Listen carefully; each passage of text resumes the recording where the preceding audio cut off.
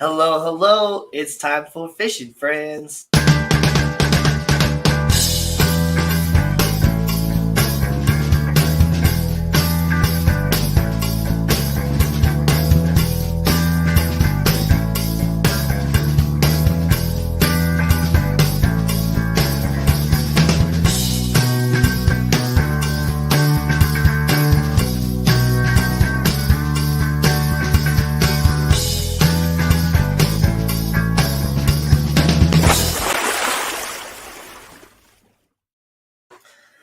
What's up, everybody? This is Fishing Friends with Danny and Gina. I'm Danny. And I'm Gina. I just dropped my phone. Oh, no. Oh, no. It's a shit. It's an omen. It's going to be a crazy episode, everybody. Yes. Good. Oh, man. How was your week, Danny? Oh, man, this week. It was a long week. It was. Because I had to work today, too. But because it was a long week, it's Memorial Weekend, so I do get to be off on Monday, which is nice. So I'm nice. off on Sunday and Monday. So what's going to be weird is tomorrow is going to feel like Saturday, even though it's Sunday. And then Monday is going to feel like Friday because I'm going over to my friends' houses that I normally go to on Friday and stuff to hang out with them and barbecue and all that. So, and then Tuesday is going to feel like Monday, and then I got to work next Saturday as well to make up for being off on Monday for Memorial Day. But yeah, I'm excited for Memorial Day. What's up, Fish Time with Lando? Fish Time with Lando. First time here, excited to watch, waving and saying hello. Leo's Aquatics, what's up, dude? One more day of work. Woohoo! Yeah. No, I've been working a lot this week too. It's been crazy. We didn't get a fish shipment, so I empathize with you about my days being mixed up because yesterday we didn't get a fish shipment, and it was a very slow day.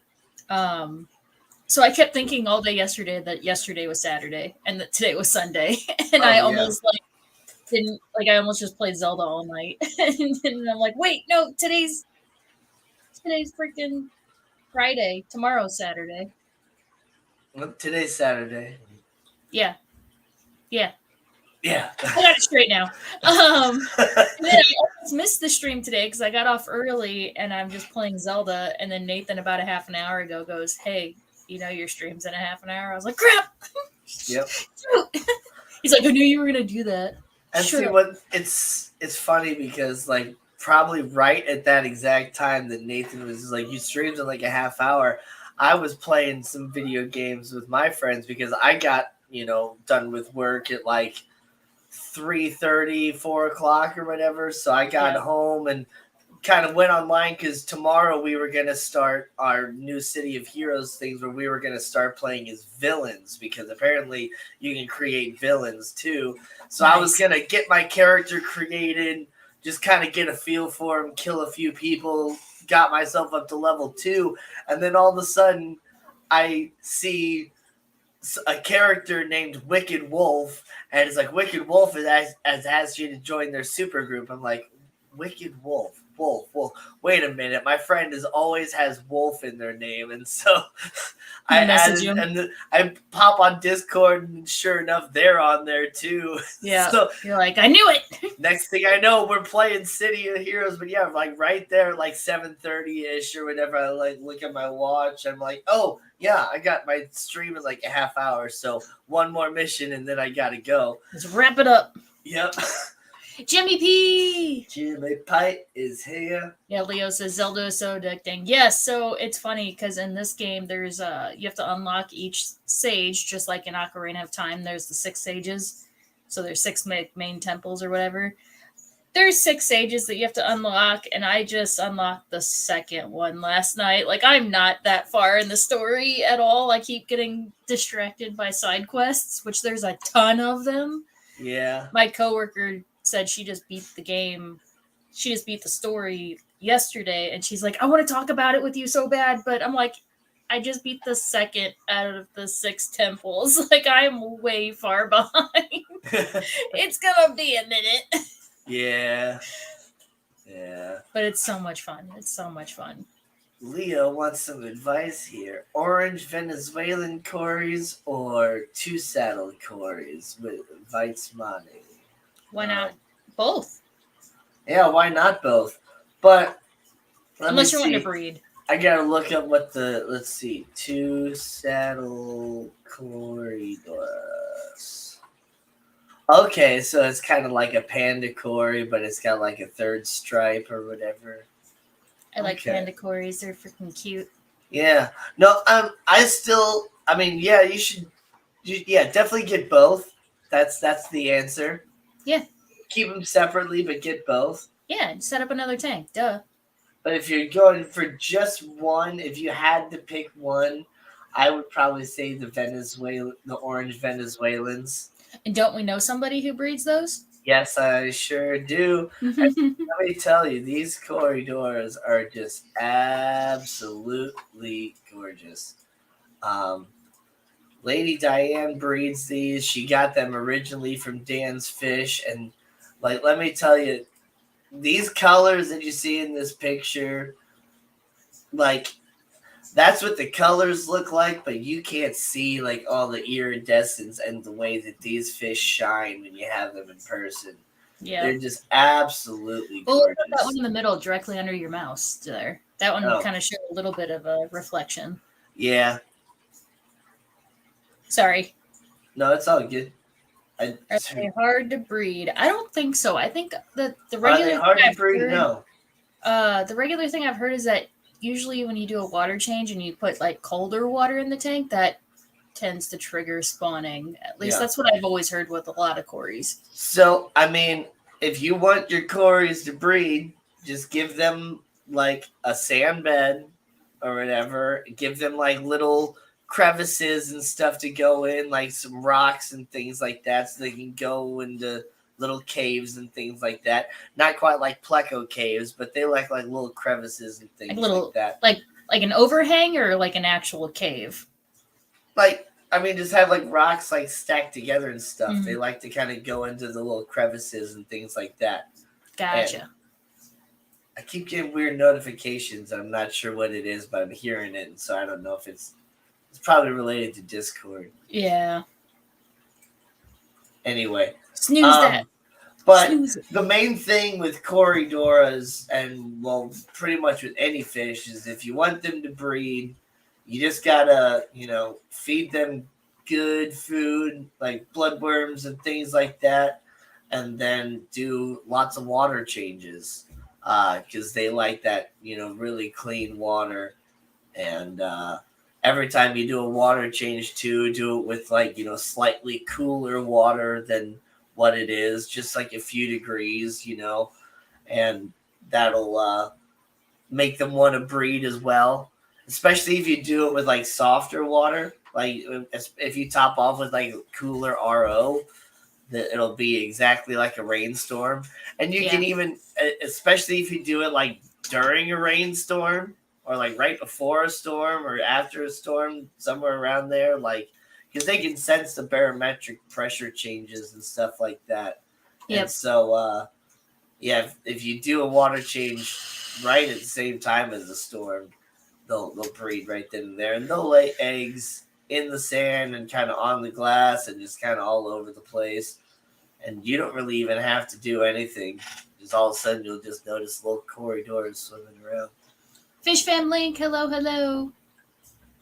And Richard Renner says, panda Corys like to lay in moss. Ooh. Fish Fan Link is here. So I was on the Seahorse Whispers live stream on Wednesday and really talking about Fish Fam Link, like how I had her pull up fishfam.link and showed how we have her on there, and like the whole Fish Fam gets notifications and all that.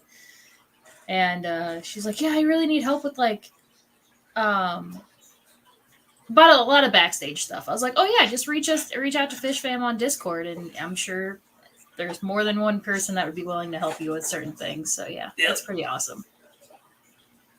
Yeah. Pretty awesome. We've been doing a lot of sand cleaning at work. I actually brought my 10-foot extension for my python to work, and we've been sand sifting. Just some of the sand needs to be taken out. There's like this pink cotton candy algae that's some tanks like totally carpeted over. So some tanks I need to still take all the sand out and like blast it with the hose outside, Yeah. break all that stuff up. But I got at least got like the settled crap out of the sand. Isn't that like pink algae that goes on the sand? Isn't that like saltwater, like cyanobacteria? So there is cyanobacteria, but this is an actual this is like an actual plant. Yeah. Oh. So the cyano is more like a slime, like a thin layer of slime. This is an actual like cottony plant. Huh. And yeah, we're gonna have to get some rock from the back and replace the rock whenever I do this because it's in the rock. So we'll put that outside, let it dry out, let all that stuff die off, and swap it out with other rock that we have sitting around. So Yeah, all my rocks and stuff that got taken over by like blackbeard algae and stuff like that. I had taken those outside like a few weeks back, and they're pretty much all clear now. yeah, And I'm probably just gonna use those rocks in the pond whenever I get that finished up. that'll work. That'll work. Um, but yeah, it's now warmer outside, so the water storage in the back isn't freezing anymore. So now we can start doing like bigger water changes and do all this like spring cleaning, but like in the Nice. filtration and everything. So this Yeah. week we're going to concentrate on deep cleaning the sumps. So once a week I take the poly pads and the sponges that are down there. I take those out and clean them, but this time we're actually going to siphon out because there's still settlement that gets down there, like detritus and stuff. So we're gonna siphon that out and then actually disconnect the return pumps and take those out and clean them because those have not been done in the year that I've been there. They're probably overdue. So Yeah. When I was out working on my pond a few weeks back when I was on vacation, my I had left just the pump just in that area where my small pond was or whatever, just all year, whatever, all winter and stuff. And when I was trying to take it out, the actual pump itself, like where it had like the screen and everything, that was still clear, but the whole pump was completely grown over in like these cattail roots. Oh no! So I had to like get in there and like really rip all those apart to get the pump out. Yeah, I have a Yes, Richard Reynolds, I did get your emails. Did you get my payment? I believe I sent it on PayPal. Yeah, I bought some emerald rasboras in the Fish Fam auction from Richard Reynolds. Nice. I have a pond in my backyard that came with the house when we bought the house, and it has like this plant with like spade-shaped leaves. They're like really long. They can get like pretty massive. And they come up out of the water, like they stem out of the water, and they have like these really Monstera? Like, maybe it's not. It's a little bit more like arrowhead shape. Yeah. Then might be philodendron. Maybe, but there was like a flat box, like fountain filter that was in there, and those things took root in that. And I remember trying to clean that out, and it was like same thing. I just start ripping plants because it was like all in it, and it was a nightmare. But it comes back every year. I think I pull it all out, and if there's one little bit of it left behind, it comes back with a vengeance. I don't know what that is. I'll have to take a picture of it and send it to you. Yeah. Fish Tropic Canada. Brandon, hello. Like pothos, it's not a vine though. It's a stem plant, but let me see if I can't find it. Yeah, so you're shipping out on Tuesday, and you said you were doing 1 day airs. So that means they would come on Wednesday at my house, right? So yeah, that should be fine.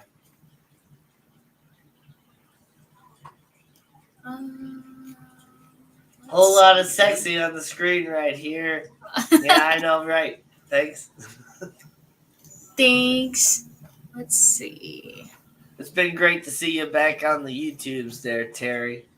Yeah, I was shutting down Zelda and I was going to bed, and then I woke up this morning and I saw Terry streamed. I was like, dang it, I missed Terry. Now, Gina, did you send Terry an email? Yes, I did. And he did send me an email back. Nice. He says he's busy right now, but he will definitely reach out once he's ready. Yeah. Let's see. Mosaic plant. Yeah, he's working on like taking down all those tanks in his basement. Mm-hmm. That's crazy, man.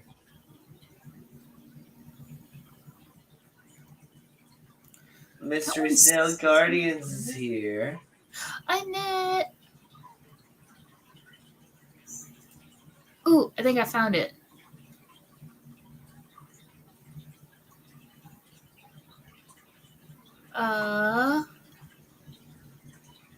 I'm just gonna copy and paste the name. What? Oh, there we go. I think that's what it is. Oh, that was just on your side. I guess I should go to my stream so everybody else can see that. Oh, you mean the elephant ear? No, it's not an elephant. No, it's more narrow.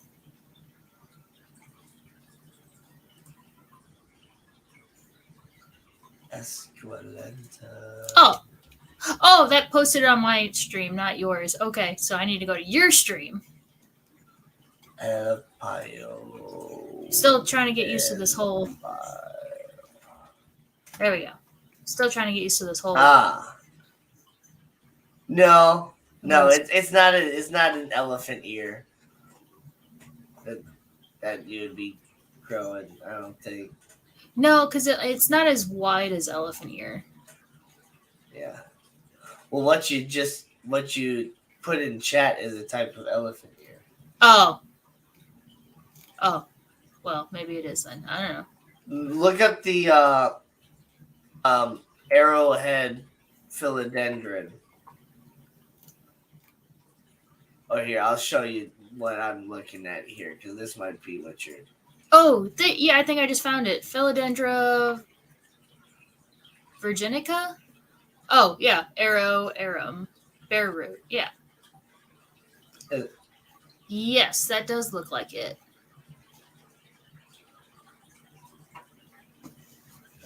It's not quite... sorry, now I'm looking at yours. Right above where your mouse is. That's what it looks like. This one? Yeah. Yeah, it doesn't have the white veins on it. Yeah. Oh, there's a couple of... So, this one. Oops, not... What? The, Burl Marks philodendron, or whatever. Or...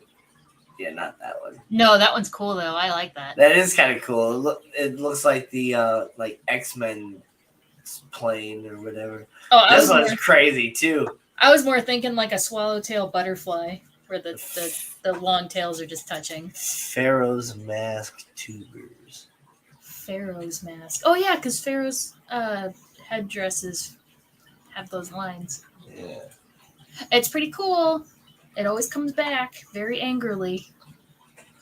Yeah, I have an arrowhead plant growing out of this. It's right here. You can see the leaves of it.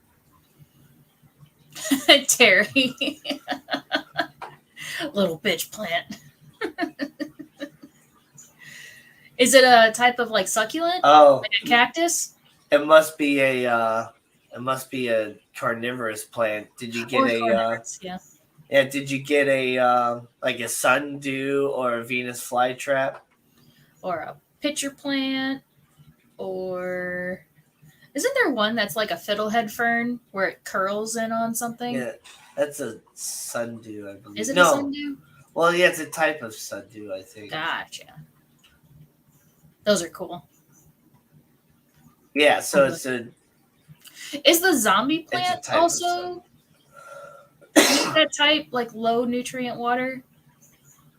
Or not the zombie plant. It's the fern that if you touch it, it'll close on itself.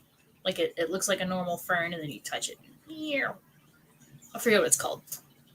I don't know. Yeah, carnivorous plants, they grow in like bogs. Yep. Touch me not. Yeah. No, can't touch this. No touch. Touch me not. Not touchy.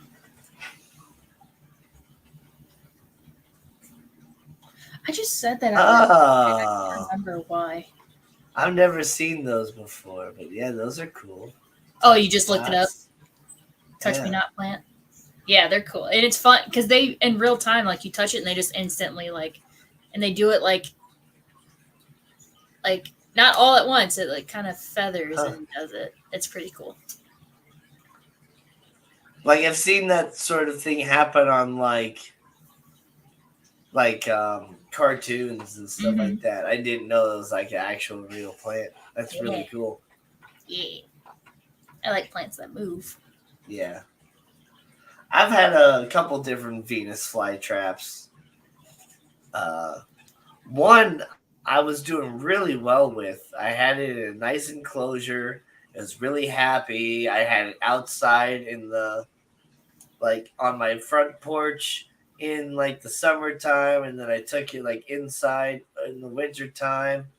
And then when I put it back out on the front porch in the summertime the next year, it died and it never came back. So that's a freaking beautiful plant. Holy cow. Calathea mokoyana. Yes. Oh, Calatheas.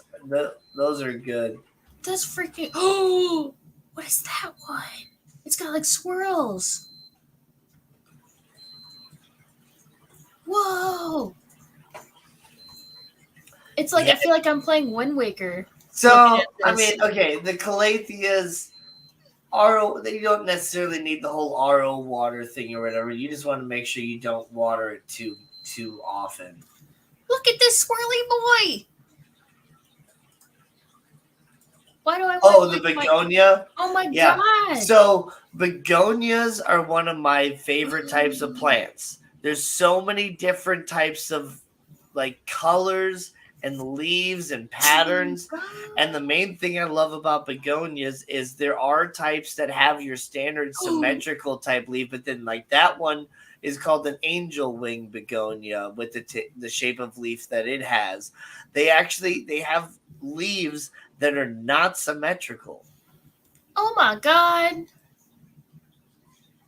And there's so many different types of begonias. Winter boy. These are so freaking pretty. Yep. I need one of each, and I need to fill my house with it. Nathan, and you can grow begonias out of your fish tank. Yes. I just heard Nathan yell at me no from across the house. Yes, we're doing it. We're going to get one of each. The one you were just on, go back one. This one? I had that one before. Oh. It's metallic in person. It has a shiny metallic to the leaves. That's cool. Oh, look at that gothic boy. Oh my god. But they flower as well. And then, but yeah, you can grow those out of your fish tank. There we go. I'm going to get a 100-piece mix pack. It's only $5. Doing it. Oh my god. Oh my god. No. Oh my god. Yeah. That they do, Brandon. Oh, Mr. Gromby coming in here. What's up, Gromby? He says, look up staghorn ferns. Yes, those are nice. Because they basically look like Java fern Windelave or Windelove, but they're, terrestrial. Oh. I almost thought maybe they were the same thing, but they are not. Whoa. Yeah, they grow out like like the horn of a stag, or I mean the antler of a stag. Yeah. And people even mount them on the walls like that, in like moss. I love those. Well, I was about to say, whenever you showed that, I was like, are they like an air plant? Like, do they draw moisture? No, it's a fern. Okay. So it's a in fern. moss. It's just in moss, in a moss ball. Yeah. Gotcha. Yeah. Those are sweet. Wow. I guess they do kind of grow similar to an air plant in nature. Because, I mean, they'll grow on the side of a tree like that. Yeah, that's what Groundby's saying. Look up the giant ones that are like 40 years old. Ooh. Yeah. That's crazy. Look. Wow. That's cool.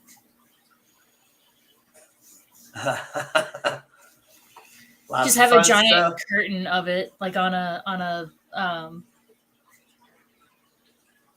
oh my gosh. Well, it won't survive our winters. No, not at all. No. But if you had like a fish room, you can just probably grow it on the walls. Instead of crown molding, it's staghorn. Just curtains of staghorn. I got balls of them, no shit. 6-foot diameter. Holy crap. Benoski. Wow. They survive here in Florida, suckers. Yeah. Sorry for being lame and not living in Florida. Benoski Fish Kodo, Craig's Catfish Cave. What's up? What's up?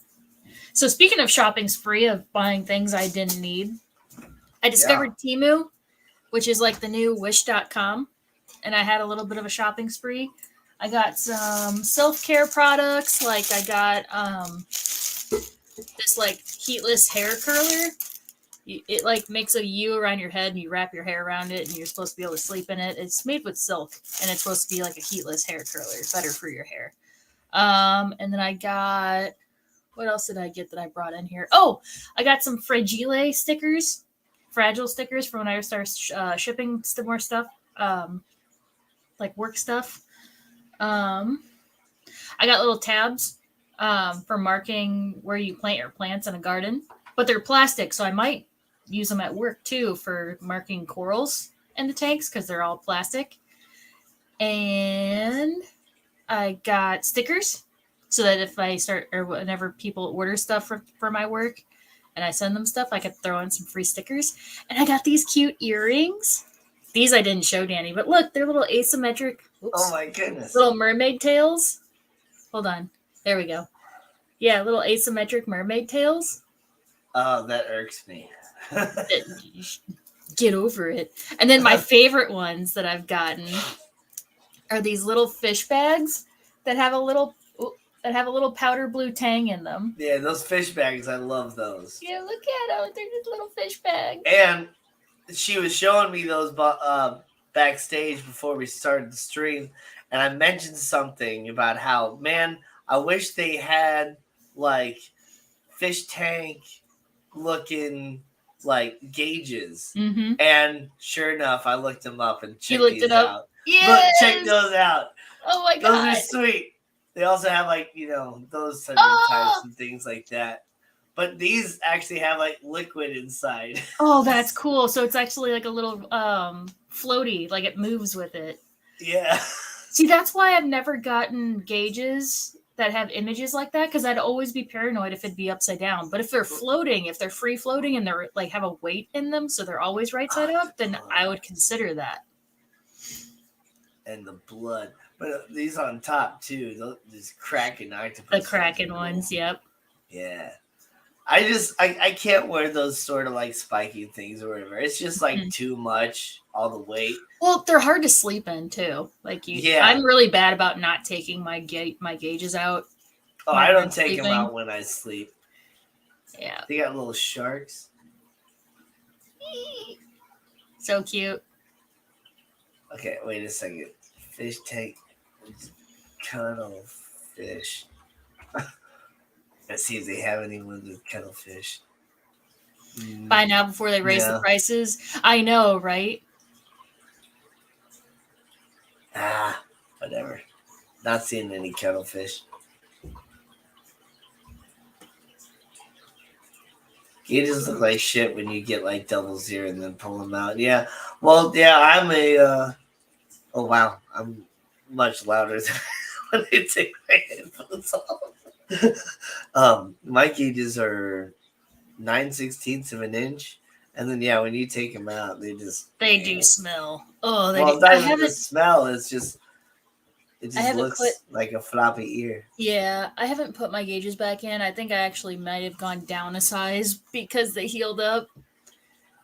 So I need to find my old stretch kit and put some gauges back in. Oh, and then yeah, if you take them out for a while, then yeah, they'll get smaller and stuff like that. Shrink back a little bit. But I do have I have 2 lobe piercings. So I have my gauges are my front ones, and then I have regular piercings my second. So I can still wear stuff like this. I'd even wear one of them baggy earrings. Right? So I got actually 2 sets, and then this one has like some shells and stuff in it. Oh, nice. Yes, there you go. You can see like there's little starfish and little shells. I'm going to give this to a coworker though, because we always save pretty shells for her. We're like tributes to the sea witch. So this will be her next tribute. They do look cool with you. Yeah, gauges. I don't like the ones that are like gigantic. Yeah.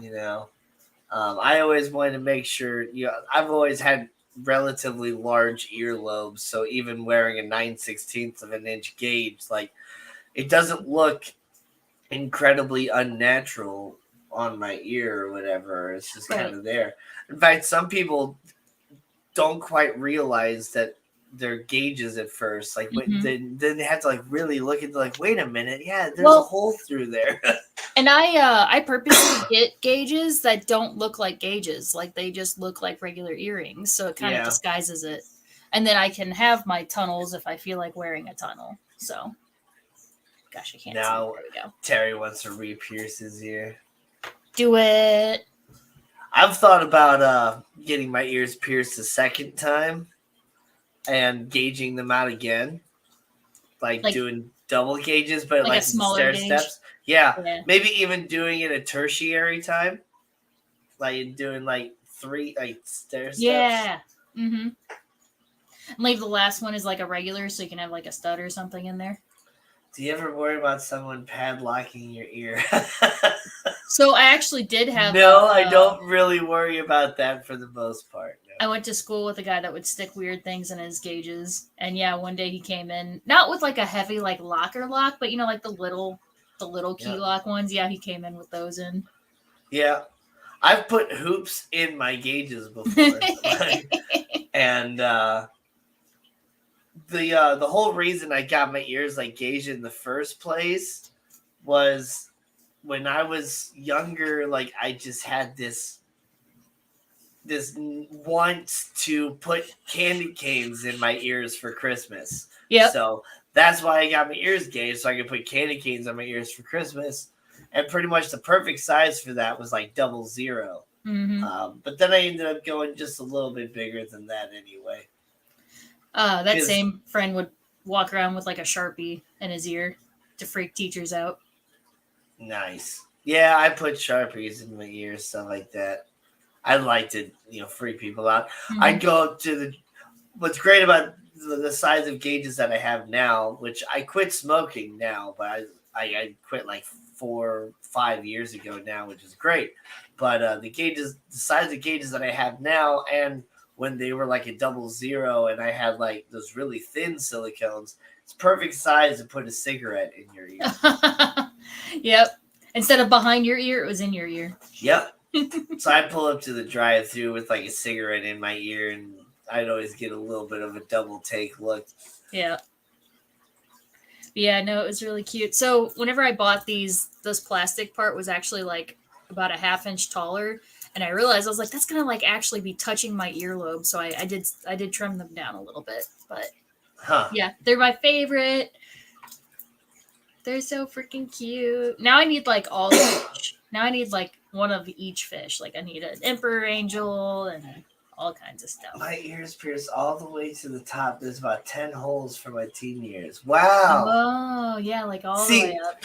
I'm not. I think it was the movie Jungle to Jungle or something else where there was this like African man that had his ears pierced. Well, just one of his ears pierced, but it was like pierced probably, I don't know, 50 times or whatever. It was like just every square it was inch just of his ears. it was just the whole outer rim of his ear was just golden rings. It looked really, really cool. I kind of wanted to do something like that too, but I could never actually like do that. You know, I've always thought about getting those ear cuffs, like the jewel, like the elf ear ones, or just like there's ones that just have a bunch, like a waterfall dangly. But I realize I'm like, I know myself, that would bug the crap out of me. Like having all that weight, especially also with having glasses, they would hit each other, and it would just bug the crap out of me. Our local tattoo shop owner, his ear is massive. Can just about put a cup in it. Like a bloody handle it is. Come here, you.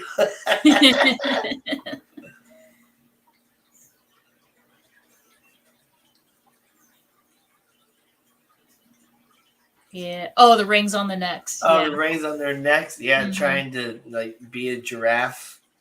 That's insane, man. Man. But yeah.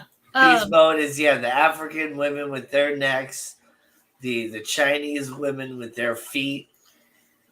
Well, yeah, I don't think they really do that anymore. But some of them still do. Yeah, I'm sure there are some that still practice, but it's definitely not the norm it's anymore. not like it was. But yeah, I think they did reintroduce the one child law again. Oh, really? Yeah. Enough about China. I don't want to get the stream dropped. Right. But no, and then I got I was telling Danny backstage, these little mushrooms steaks, they're little light stakes for your garden that have a solar light on them. They're so freaking cute. And now it looks like I have like mushrooms and stuff going alongside my fence. They light up. And they light up at night. Nice. That's pretty cool. He's so freaking cute. Yeah. Yeah, I need to figure out some sort of lighting for my driveway area. Like it's kind of hard to line up with my driveway when it's dark because even with my porch light on, like I have a motion light that lights up where I park my car, but it doesn't even turn on until I'm like halfway up the driveway. So yeah, solar spotlights. I don't really want spotlights per se. I'm more talking about I want something like little stake lights to go along the driveway. I just need to figure out the right design. Yeah. I don't want to get those really cheap ones from like Target or anything like that. But I don't want to spend like a lot of money and get like hardwired ones or anything. I don't know. I got to get the right type of ones and the right design too. Yeah, and I thought about just taking those mushroom tops and like using them as string lights and like attaching little strings to make them look like jellyfish. Oh. But I was like, that's too much work. I'm not actually going to sit there and like tediously like tie little tinsel strings and stuff to these to make them look like jellyfish. I'm not going to do it. Zenny! Zen ginger. Oh, lasagna sounds good. Yeah, lasagna does sound good. Whenever this stream is over, I have leftover pasta from one of my friend's house. She made this like goat cheese and chicken pasta with like rosemary and stuff too. Like it's really good. I've never even thought about putting goat cheese in pasta. That sounds amazing. Yeah. Especially in a lasagna. Ooh. Yep. And then it's got a little rosemary in there too, so it's got a really nice flavor. I thought. We're gonna. Oh, do you have any plans for tomorrow? The flame solar lights. Tomorrow, me and my friends are gonna get going. Like when I first wake up or whatever, we're gonna get going back on City of Heroes again and play more villain stuff. And then I got karaoke in the evening. I don't really have any plans other than that. But then Monday is when I'm gonna do like barbecuing and stuff like that because I'm off on Monday. So. Yeah, I'm gonna be going to my sister's house tomorrow, and that's when we're gonna be doing our queuing because I still have to work on Monday. Yeah. Dang. Oh wait, sucks. I just realized that our vendor is probably gonna be closed on Monday, so I probably don't have to worry about sending the order. My stomach is still feeling it from drinking last night. My friends and I. You know what, Mr. Crombie? Shut up. My friends and I. Did I say me and my friends, or did I say my friends and I? Johnny from Dan's Fish. Hello, hello. They're still getting fish Monday? Nice. Johnny Dan's Fish. He's laughing. He's laughing, and I told him to shut up. We ain't the grammar police here. We're just the fish keepers. Yep. You ain't gotta have good grammar to keep fish. I used to say the only type of Nazi I am is a grammar Nazi, but then people still got offended at that, so I can't even say that anymore. Yep. I said me and my friends. Oh, god damn it. I'm awful. I normally do say I do say things correctly most of the time. If I don't say it the first time, I'll like correct myself. Like, especially when I'm like typing shit out. I'll be typing something out, and I will always end up trying to type a phrase that ends on a preposition. Like, what are you thinking of? Like, it's like, no, you can't end on a preposition. Like, what are you thinking about? You can say that because about is not a preposition. I can say what I want. You know what I mean. Yep. Now, grammar, written grammar bugs me. It'll be like, of what are you thinking? It's like, no, people don't talk like that. Now, written grammar bugs me because it does interfere with like reading comprehension and stuff. You can comprehend things differently based on the grammar. Yeah. The thing that I just am really a stickler about is punctuation. Yeah. Because punctuation and capitalization, it can make a big difference because there's a huge difference between helping your Uncle Jack off a horse and helping your uncle jack off a horse. Yep.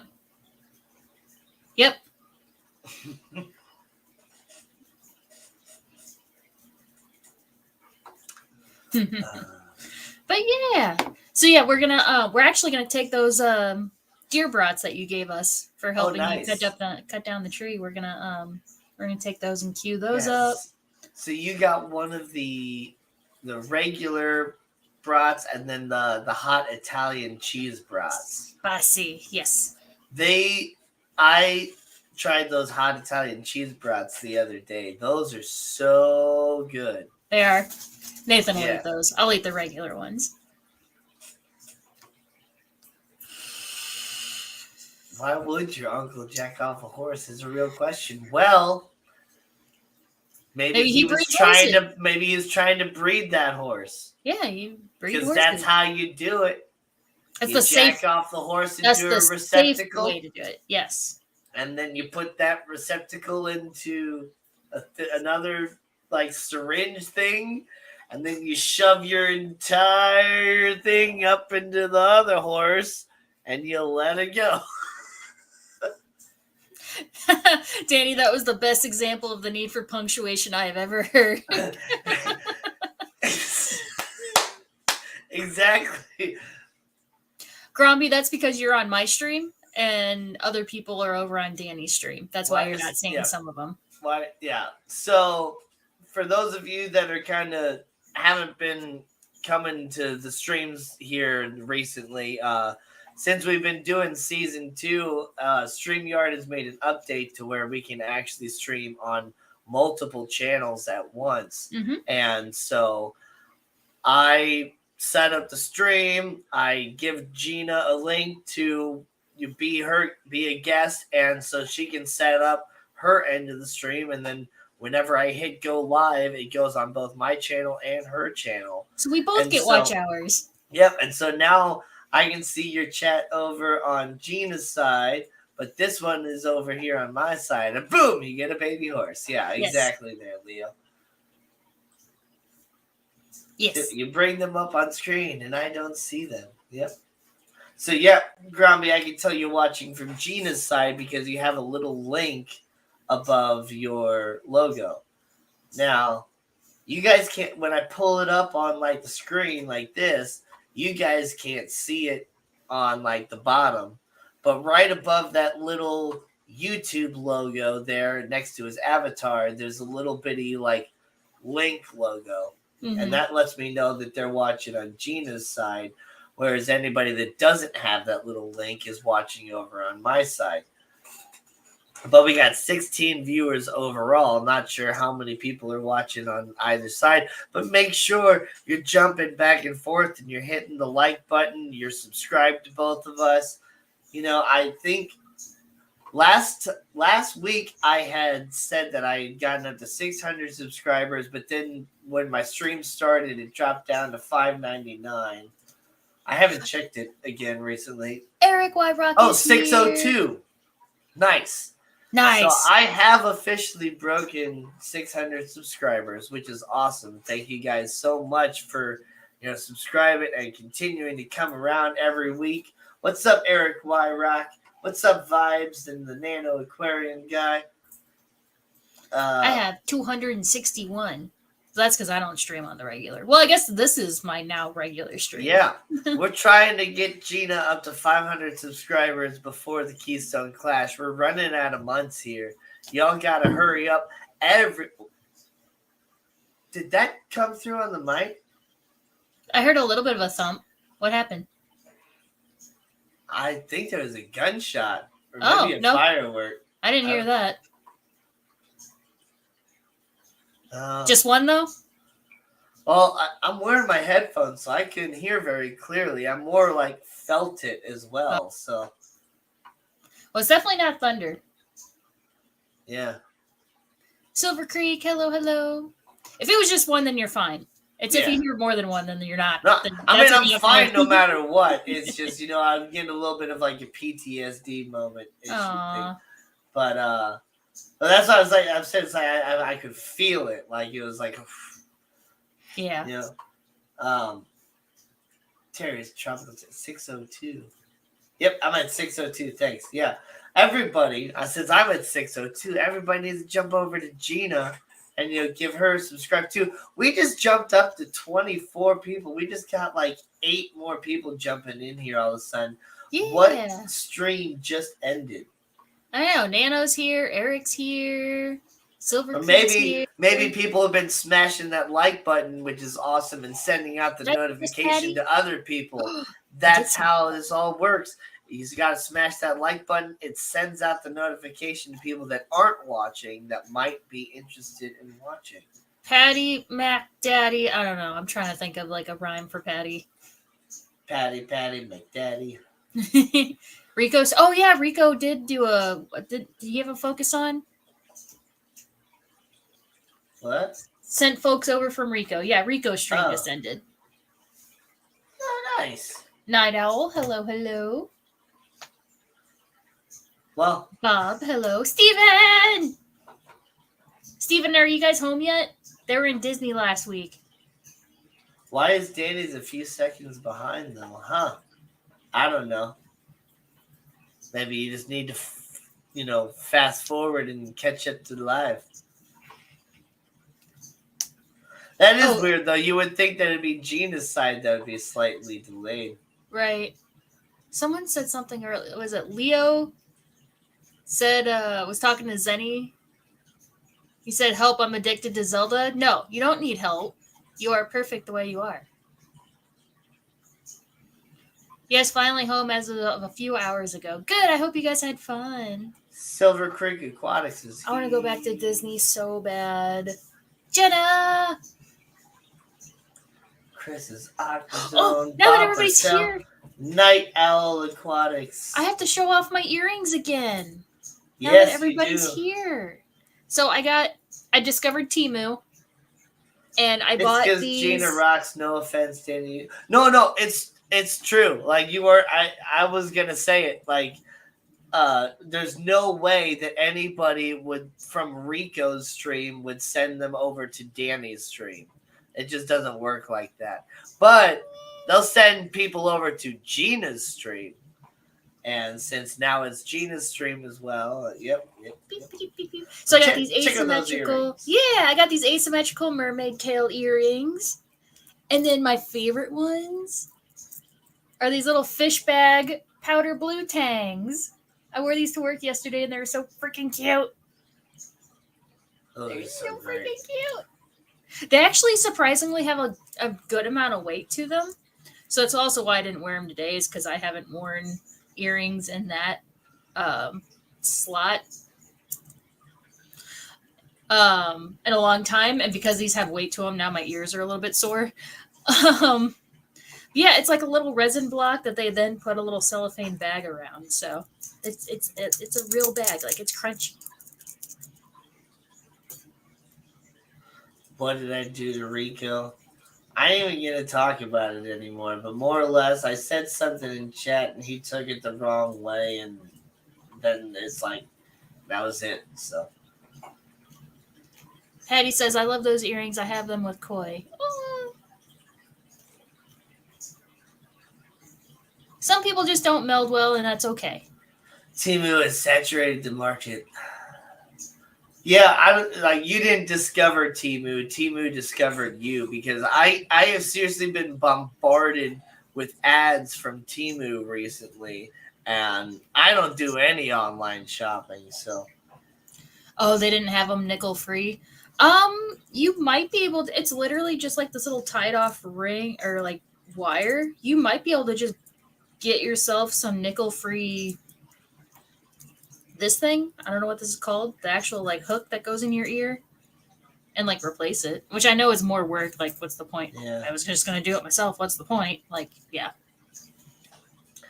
Yeah, I'm sensitive to metals too, Patty. So I understand that. I got to get the stainless steel, or silver, but I like stainless steel. It's shinier than silver for the most part. It doesn't tarnish, Yeah.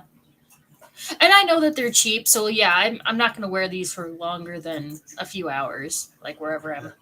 Our friends had their account hacked from Temu. Yeah, and I got hacked and had a whole bunch of like money taken from me from using Booking.com. So don't ever use Booking.com, and don't ever use Amazon either. I use Amazon a lot. What do you mean? No. The number one scam I see all the time is somebody bought this using your Amazon account. Sign in to, whatever, and then you give the scammer all your email and all your information. And people think they're and it's not even just about that, Mr. Groundby. Sometimes things just get taken in weird, strange context in chat, and everybody's texting. You can't always get the true context of everything. And two, in live streams like this, there's a weird chat delay and everything, to where sometimes you can say something referencing one thing that the person in the stream said, but they said it like 20 seconds before you typed it out, to where they've moved on to something else, and then it just doesn't make sense. Linda Worth, hello. I'm not allergic to anything, and I'm immune to poison ivy. Yep, I'm immune to poison ivy. I'm not. I get rashes. My dogs give me or bring me poison ivy. Like they lay out in it in the yard, and then they come and snuggle with me on the couch or in bed, and then I wake up and I get rashes on my arms. And I'm like, thanks, dogs. Melvin, hello. Yep. Danikin. At least I wasn't allergic to poison ivy when I was a kid. Now, I know technically like every 7 years or so, you're pretty much in like a whole brand new body, and allergies can sometimes come and go. So you might be allergic to it at some point and you might not later, things like that. But yeah, at one point when I was a kid, like I just to prove it to myself, like I rubbed it all over and nothing. No, thank you. I get that stupid like blistery rash. Yeah. Oh my god! And if it gets in between my fingers, oh, it's the most irritating thing because it itches, and then like you can feel it in between your fingers. I hate it so much. I was at the warehouse one time when Dan was streaming, and it was impossible to chat properly. The delay is pretty big. Yeah, exactly. Because I say something, and then there's like a 4 to 5 second delay before you guys even hear it. And then once you hear it, then you got to type out everything that you want to say. And by the time you're typing something out, like 10 seconds has already passed. And then you finish typing it out, 15 seconds, 20 seconds have already passed. By the time I actually get to see it on my end of the StreamYard, it's probably like 25 seconds later. Big Tank Hank, hello. The delay was closer to 30 seconds, yeah. Yeah. But yeah. As a poison oak, I'll never crap in the woods again. Yeah. Oh no. That's gotta suck. Oh no. You just gotta make sure that you grab the right leaves, Danica. Because that's oh my god. What I was just saying about poison ivy between the fingers, like imagine that between the butt cheeks. Oh, no, thank you. Yeah. Well, gosh, there was some idiot kids or whatever that apparently got some dumb, bright idea to try and roll it into a doobie and smoke poison ivy. No. And got like all in their lungs and all that stuff. That's awful. Yeah. I do have one sweet thing StreamYard, it's not so much just StreamYard. But on the one hand, having a little bit of the delay is kind of nice because, like, well, I guess I can't like necessarily like undo anything per se. So it's not like a censor delay, like how like news channels have like a 30-second censor delay. But I mean, going through all the different servers and stuff like that, I will take having a nice smooth running stream even when I'm having internet issues and stuff like that for, the 30-second delay. If you stream directly to YouTube, it is only like a second delay. But I've also heard that if your internet kind of hiccups, if you're streaming straight through YouTube, it will end the stream. Whereas with StreamYard, it doesn't end unless you hit end stream. So you can or if there's nobody in the lobby for like a solid 30 minutes or something like that. Yeah, whoops, it's delayed because it's hopping around, and it's got to go up to the satellites in space, and then it's got to come back down. Yep. I found poison ivy in a few of my gardens this year. I think birds are the berries and poops. Birds ate the berries. I've heard of people's dogs eating pumpkins in the fall and then poop them in their yard, and then the next spring, like they have a whole like little pumpkin patch in their yard. That's That's possible. Yeah. It is also, just possible too that I've seen people just leave a pumpkin in their front yard and let it rot, and then they end up with a bunch of pumpkins the next year. So, Pat Trolston. Well. Hello. What do we have here? Birds are assholes eating all my blackberries. Aw. I know what you mean, man. All you gotta do is just let that blackberry patch grow until it's so big that even when, birds and squirrels get a whole lot of them, you still end up with handfuls each day. So there's enough for everybody. I have so many blackberries, it's ridiculous. This year the whole thing is just covered in flowers. My lemon tree has been covered in flowers. I actually got my first golden raspberry of the year the other day. Good. They're so good. I had to protect my pineapples with blackberry thorn branches. Oh, see, and you have thorned blackberries. Like, my blackberries don't even have thorns. Pineapples, cherry tomatoes, same thing.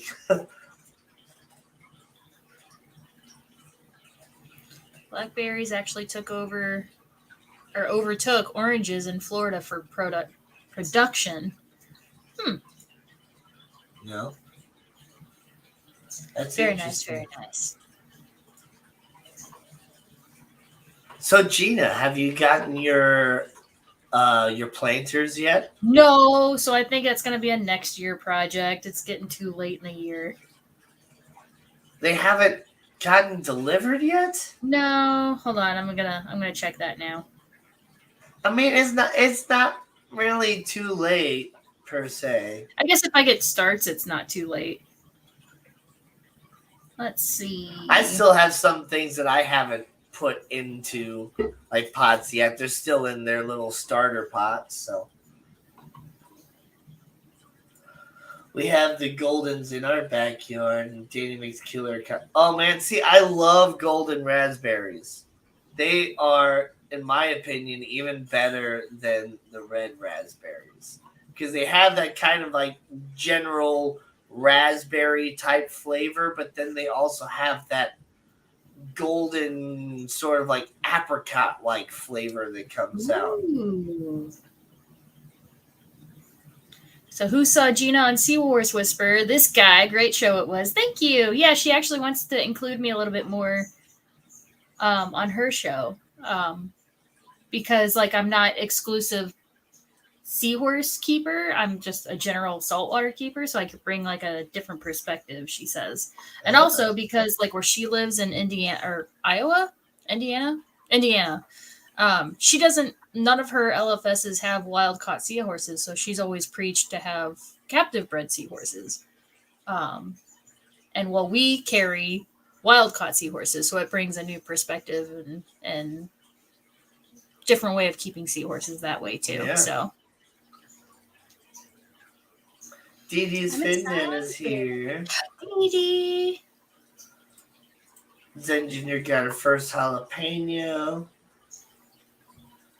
Got one tomato that started growing a week or so ago. Salsa, here we go. Nice. Harvesting those jalapenos early before they go red, huh? Kelly really likes Gina and her saltwater store experience. Mm-hmm. I haven't watched the Seahorse Whisperer at all. She streams on Wednesday. She does overlap with Dan's Fish a little bit. Yeah. I've seen the notifications here and there. Yeah, she starts at about 7 o'clock our time and then just goes till whenever, at least an hour, sometimes a little bit longer. Legacy Hobbyist is here. Coral Works is here. Coral. And don't forget to give a thumbs up on both channels. I have the link in my description, so you just quickly hop over, leave a like, and then go wherever you want to go. And I have the link to Gina's channel in my description as well as the link to my Rumble. Maybe give me a subscription over to my Rumble channel so I can start streaming over there and maybe bring in some new people. I need 5 subscribers total. in order to stream over on my Rumble side, and I'm at 3. So I don't care if you watch me over there or not, but help me get us a couple more subscribers over there so my live stream can start being over there, and then that'll start putting me over there, and then maybe I can bring in some new people into the Fish Fam that aren't on the YouTube side. Who knows? So Patty asked for links, so I'm working on that. Oh, Zen got it on mine. Fish Fam link / Seahorse Whisperer. Oh, okay. So people have already posted nice it. To have that. Yes, and they are on Fish Fam link. So, somebody didn't drop it on yours. Okay, I'm a going.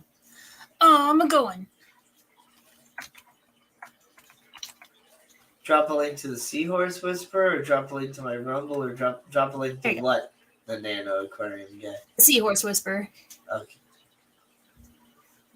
The Seahorse Broad's link. Yeah, so it took a solid 4 seconds for that chat to pop up from here from when you said you did it. Yep.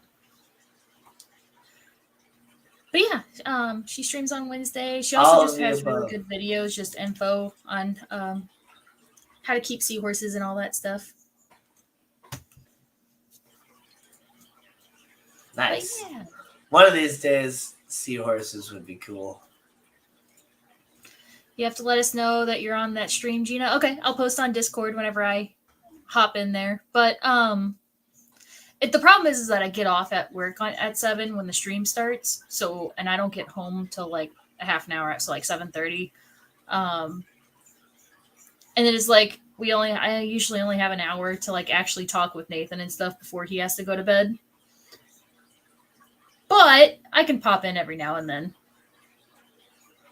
I was thinking of you at the swap today, Gina. Lots of corals there today.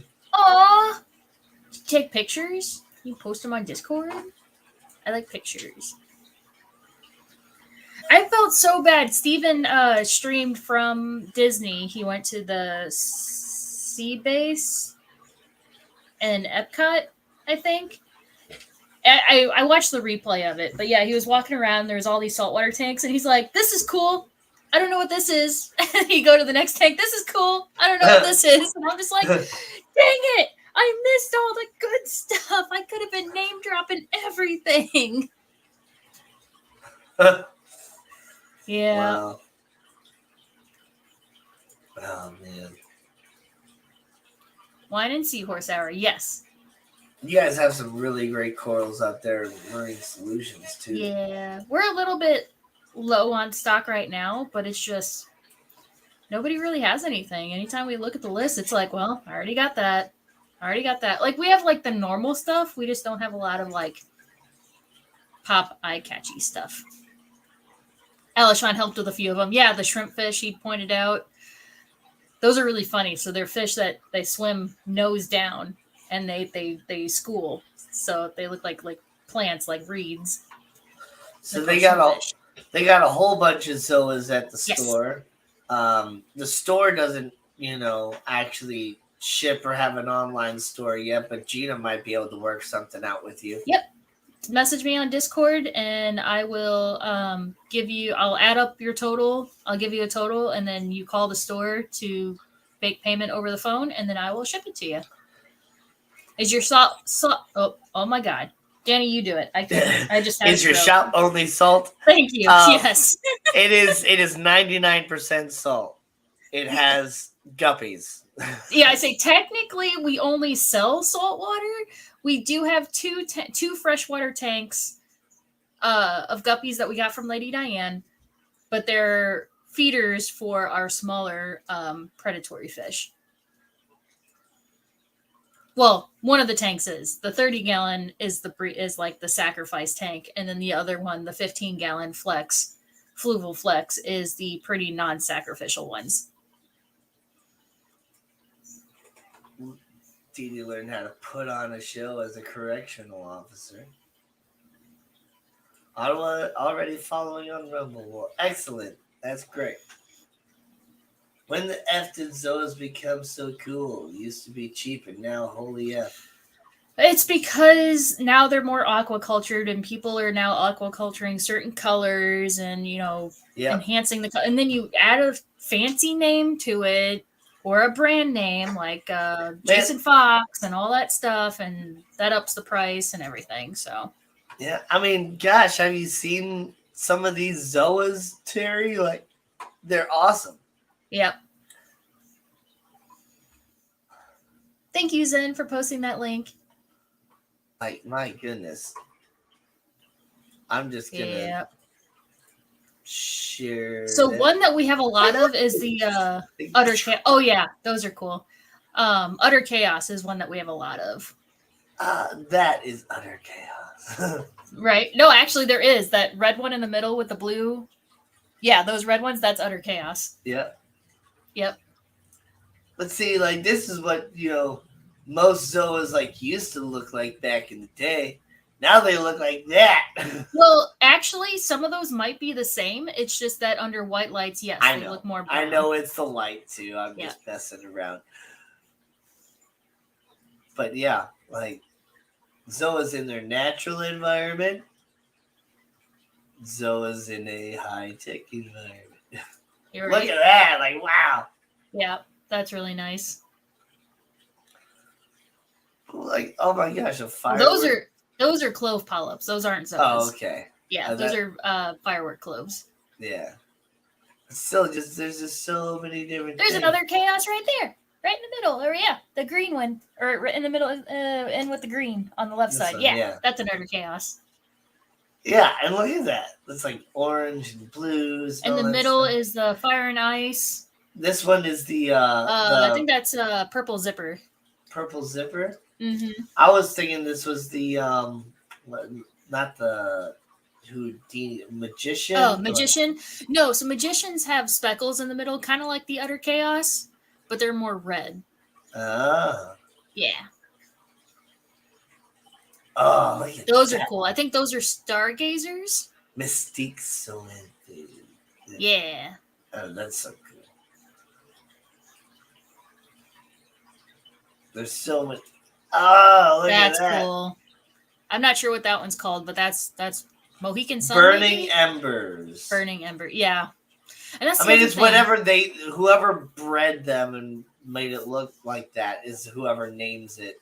I mean, because I guarantee if I look up like Spider-Man Zoanthid and Superman Zoanthid, yeah, they're gonna be the same exact thing. So it has to do with like if there's any kind of slight color variant, then yes, it's a new variety of Zoa. So yeah. Patty, these are we talking about coral? Huh? Yeah, these names are crazier than all the boost types. These names are crazier than cannabis. Well, that's what Patty further up said. Are we talking corals or are we talking weed strains? Yeah. Yeah. Do you have any recommendations for the Bryce Zoas? I've been looking at Utter Chaos, Pikachu, Rastas, Pink Diamonds. So I have Pink Diamonds, I think, in my tank, if I'm remembering right. Rastas are a good cheap one. We have Rastas at my work. I can frag you off a piece and send you. And we have a bunch of Utter Chaos. Utter Chaos are going to be a little bit more pricey. But yeah, Rastas and Pink Diamonds I could definitely send you.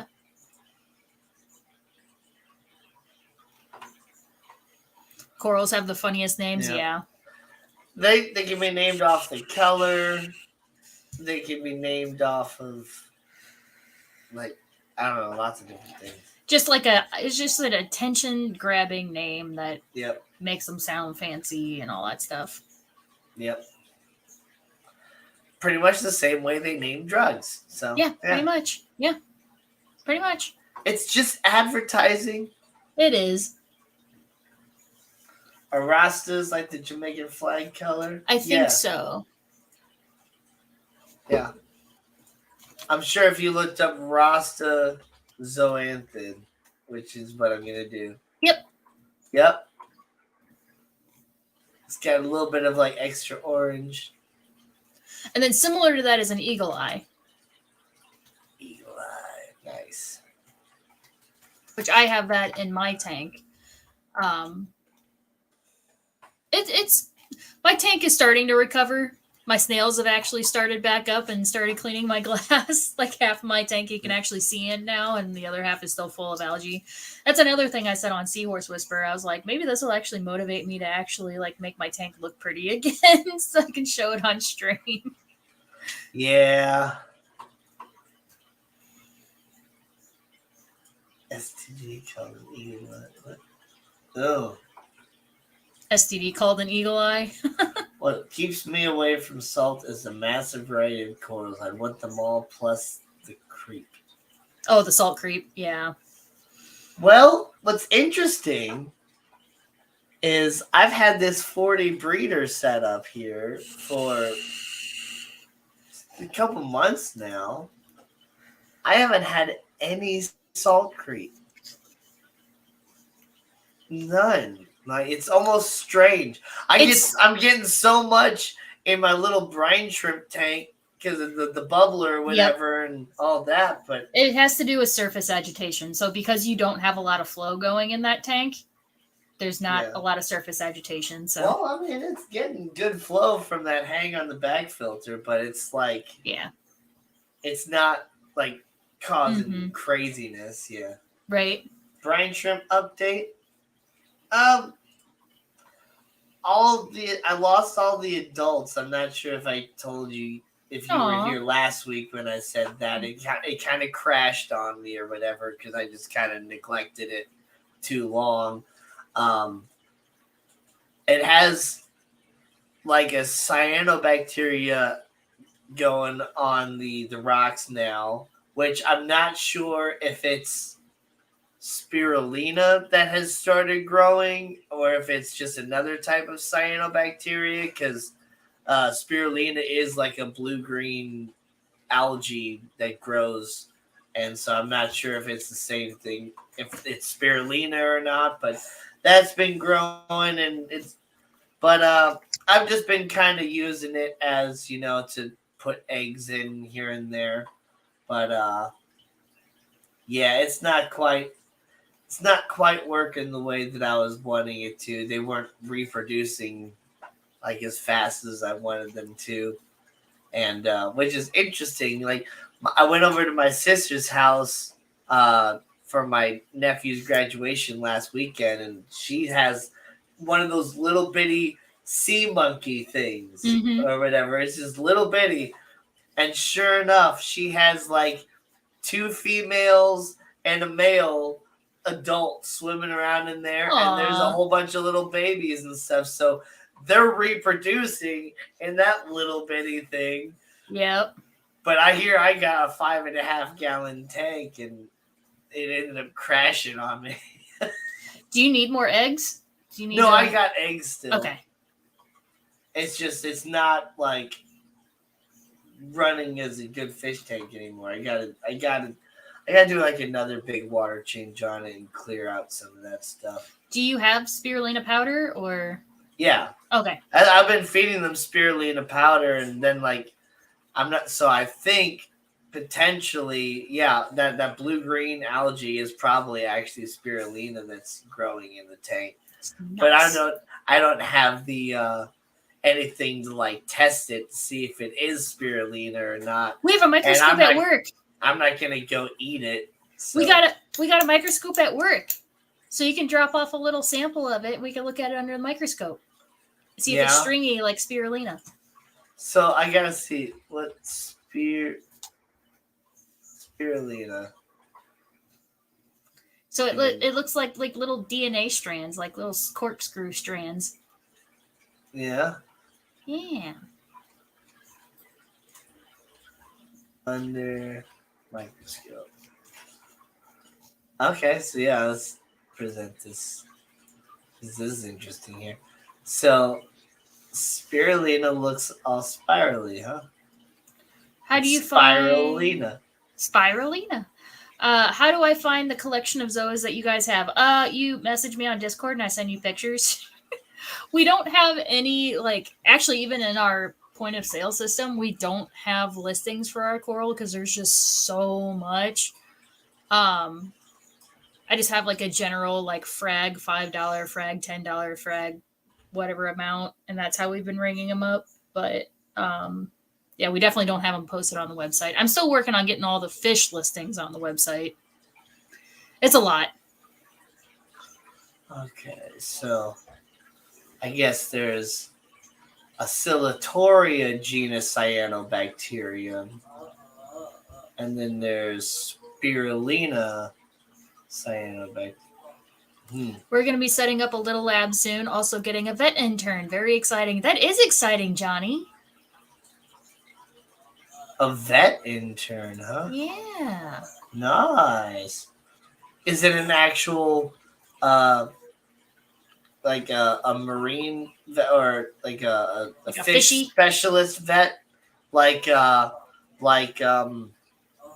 Stephen the biologist was? That'd be cool. I doubt that Dan's fish is going to start getting into salt water. That's a whole nother animal. Yeah.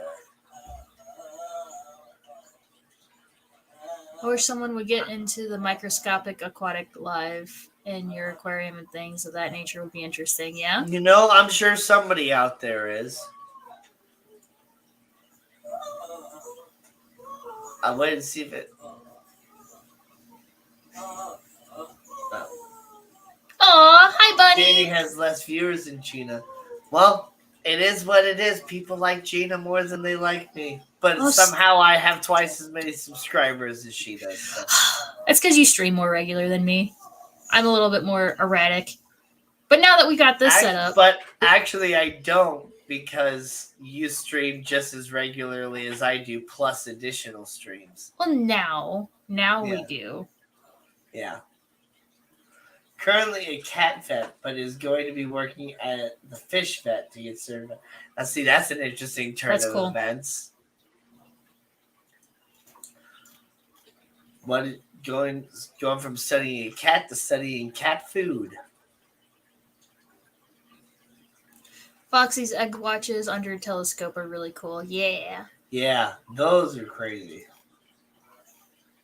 And man, I've always been like really interested in like not so much the microscopic life, but the stuff that's like in between microscopic and just like really small. Yeah. Like those little teeny tiny little worms and the Daphnia and baby brine shrimp. Like I just love looking at that stuff. Johnny, I'm laughing at Johnny's comment. We can get into salt as long as 100% water change every 40 minutes doesn't dilute the salt too much. Yeah. Yeah, you just need an auto mixing station. So the stream water goes into like an auto mixing station and then it goes into the tank. Yeah, massive salt auto doser, Johnny. Yep. Exactly. But man, that's just so awesome for those fish. A 100% water change every 40 minutes. Yep.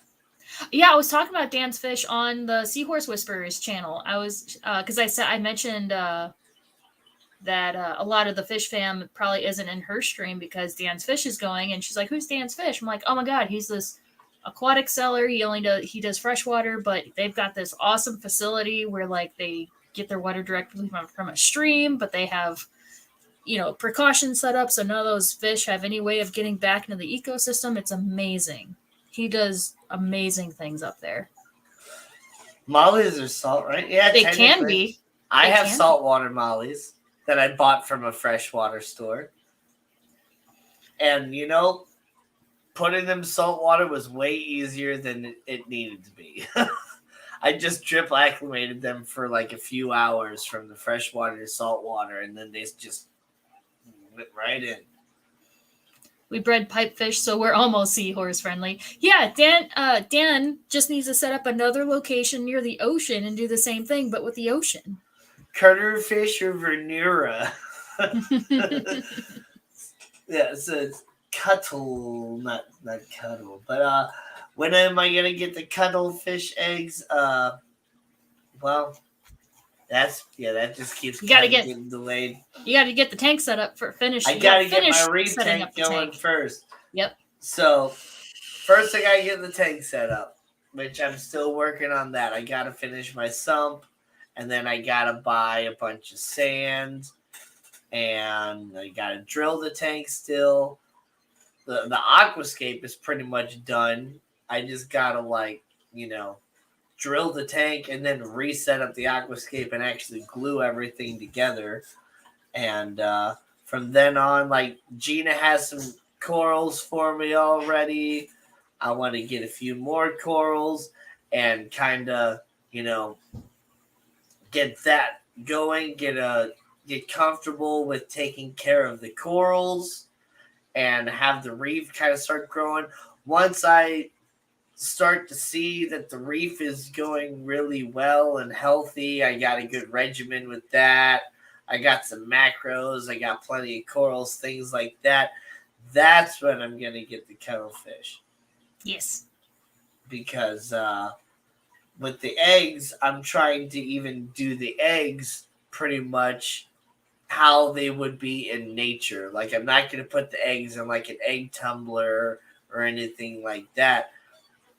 I'm going to, because the eggs are like sticky, I'm going to pretty much just stick the eggs in a collection of macroalgae, which is exactly how they would be in the wild, in a crevice and some macroalgae and stuff like that.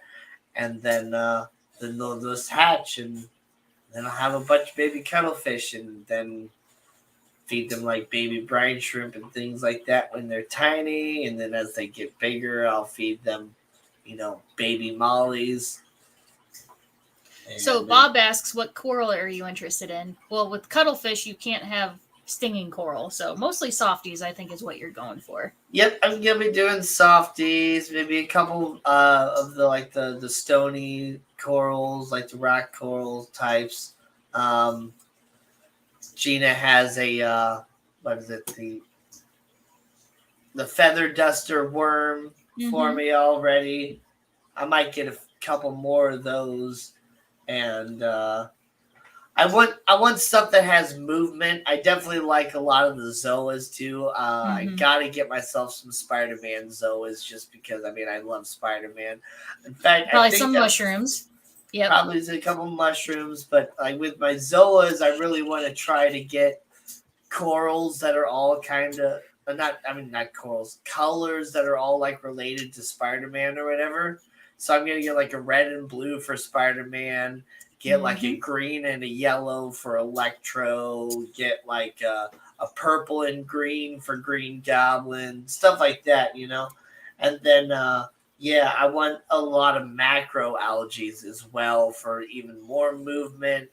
To absorb all the nutrients out of the water and stuff like that. Yeah, I'll definitely snag you a piece of dragon's breath because it fluoresces under blue and it's super pretty. Yeah, dragon's breath is my all-time favorite. Yeah, looking. Groundby says, I wonder if you have to feed corals if you're bringing in constant flow of seawater. Nope, you won't have to dose and you won't have to feed. All of those elements that you're trying to replicate are already in the seawater. So yeah.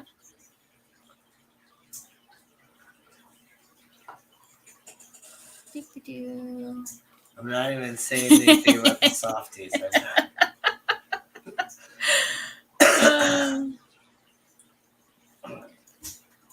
Yeah, I think Steven talked about riding the Tron ride and a couple other rides.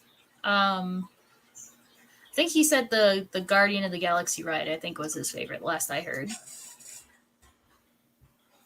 You should be sharing the screen of what we're talking about. Oh, we should be. Silly us. I gotcha. So the dragon's breath, when it's under blue light, it glows. Yeah, the tips of it, the new sparkles. Yeah. Yeah. But it's a nice bright red. It is a slower growing macro, which is actually nice in saltwater because you don't have to prune it back as often. You can even make a little bonsai tree with it, like they're doing with that one. Yeah. I think there's also dragons. Oh, it's also called dragon's tongue, I guess. Yeah. But then there was this.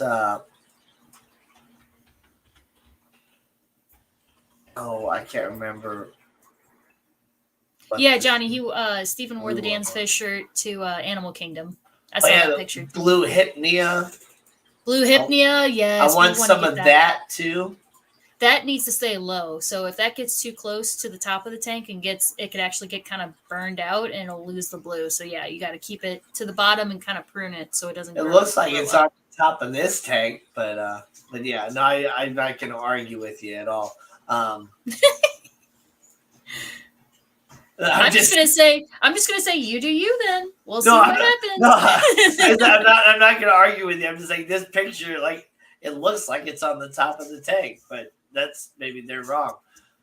But yeah, that's some great stuff. It's like a nice blue color. I want some of that. If I grow red Ogo, can I eat it? Yes, but I would not grow it in a tank with zoanthids or anything with polytoxin that could have polytoxin. But yeah, if you just had a little macroalgae farm tank and you just grew it in a little farm setup, then yeah, you definitely could. And see, that's a question, Richard Reynolds, that I've been kind of wondering myself. Can you grow macroalgae in brackish water? And I think not true marine ones. I think there are brackish plants like mangrove trees are brackish. Yes. Mangroves are anything. Yeah. They are freshwater, brackish, saltwater. But once they have started growing wherever they grow, don't move them. They're going to die, and you can't transition them really to anything else.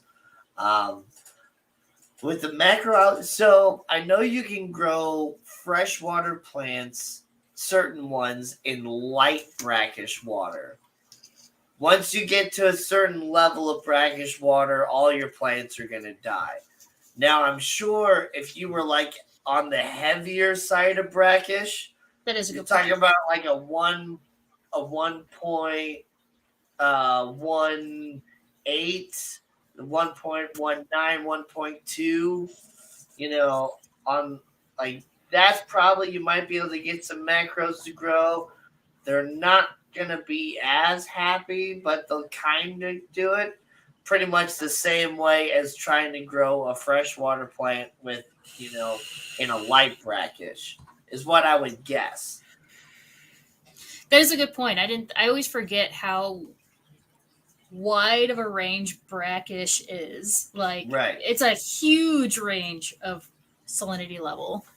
Technically, there's enough salt in Lake Malawi that you could call it brackish. But it's a freshwater lake.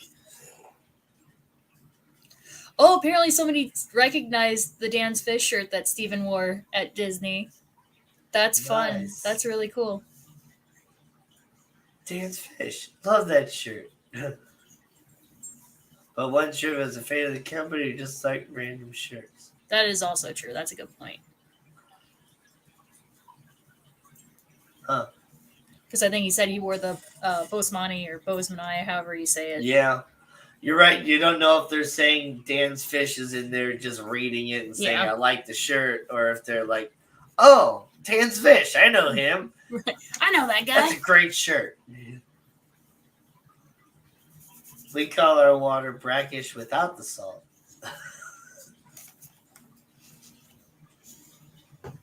We call our water brackish without the salt. Got my petrol to last all day. I'm set now, Belle. You gotta have lunch while I man the generator. Is there power out? Are they running a generator because they don't have power? Wait a second. Yeah, I'm missing something. Craig must not have power right now or something. What's going on down there in Australia? Bunny, me too. So I try to wear my What the Fish shirts every Wednesdays, and I have both the season 1 and the season 2. So I try to rotate, but then I always have my water bottle. But yeah, I try to advertise. So people go, "What the fish? What's that?" I'd be like, "It's a stream that's going to go on tonight. You should tune in." Yes, till 4. Your power's out till 4, and it's 1:22. Wait a minute. Is it a maintenance thing? Is this a maintenance thing? Is this a the government is running out of energy and they're like, we're going to just shut off all power between midnight and 4 a.m. or I don't know. That's crazy. I don't know what's going on. They did that to me one time, and I had a load of laundry in my washer of work shirts. And all of a sudden, my power went out, and I called Ameren, and they're like, oh, yeah, there's scheduled maintenance. I was like, well, thanks for telling me, because I have my work clothes in the wash right now, and I'm supposed to be at work in an hour and a half. Like, what am I supposed to do? Yeah. Yep. Oh, man. Hang dry easy. Yeah, but they were like in the middle of washing, like soapy water. I mean, I guess I could have like hand rinsed it and done all that, but I just seen the best strike. Lightning strike? Oh, the best trike. Oh. Okay. I thought it was a typo, but no, he actually meant like a tricycle. Or not tricycle, but like a trike motorcycle or whatever. Mm-hmm.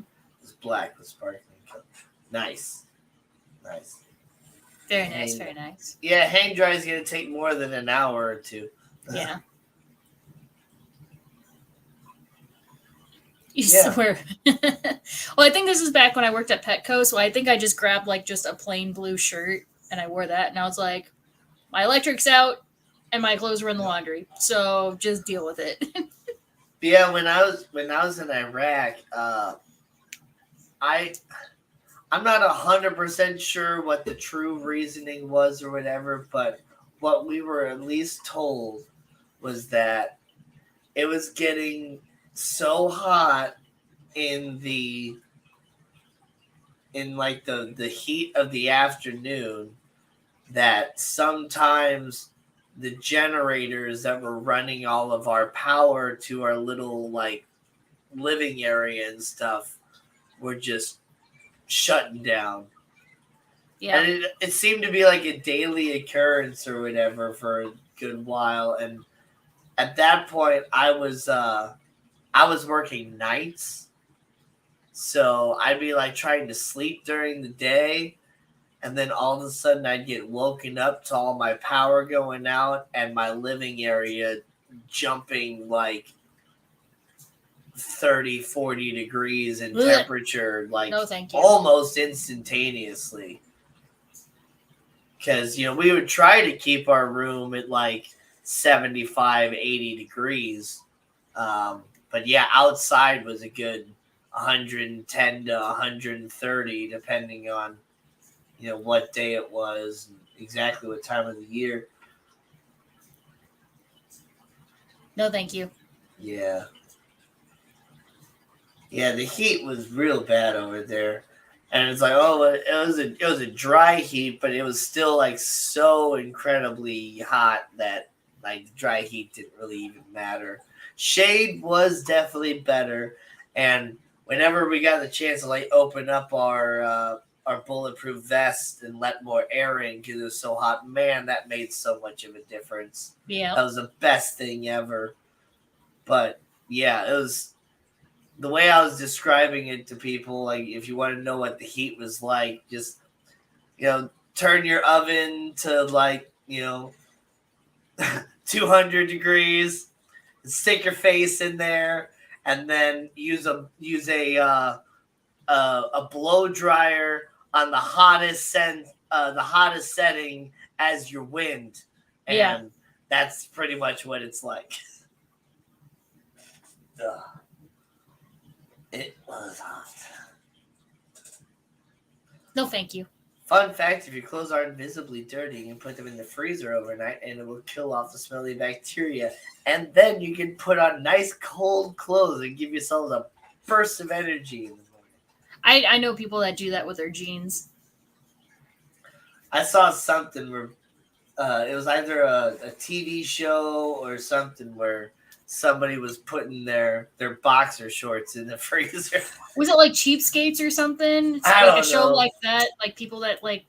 I saw this lady make a freaking lasagna and put it in her dishwasher on the top rack and ran a load, and the heat from the hot water cooked the lasagna at the same time she was doing dishes. Yeah, I've seen stuff like that. Oh As my long as it's god. like sealed. Yeah. Like yeah, the steam. Those those dishwashers get very hot.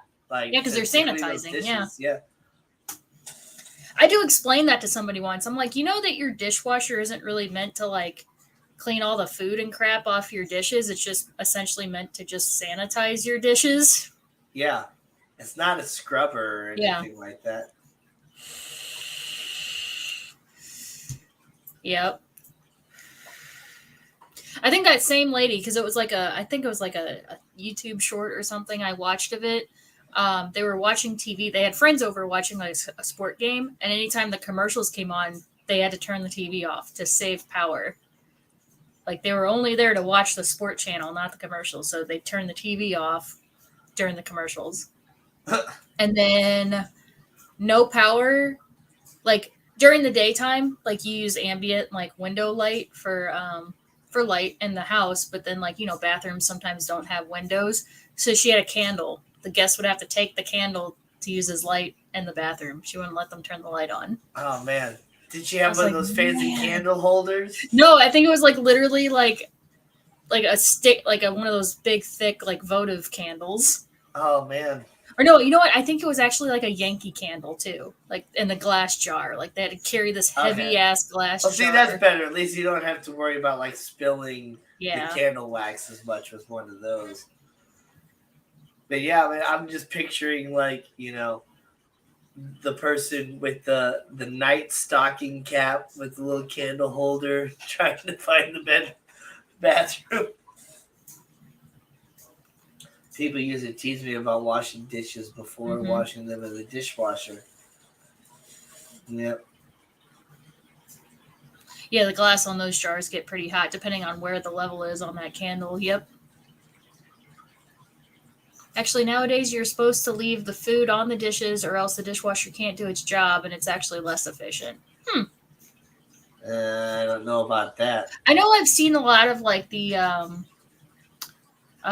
what's the big brand of dish soap? The blue Dawn, like the Dawn Platinum or whatever, Yeah. where they show like putting food covered dishes in the dishwasher and all that stuff.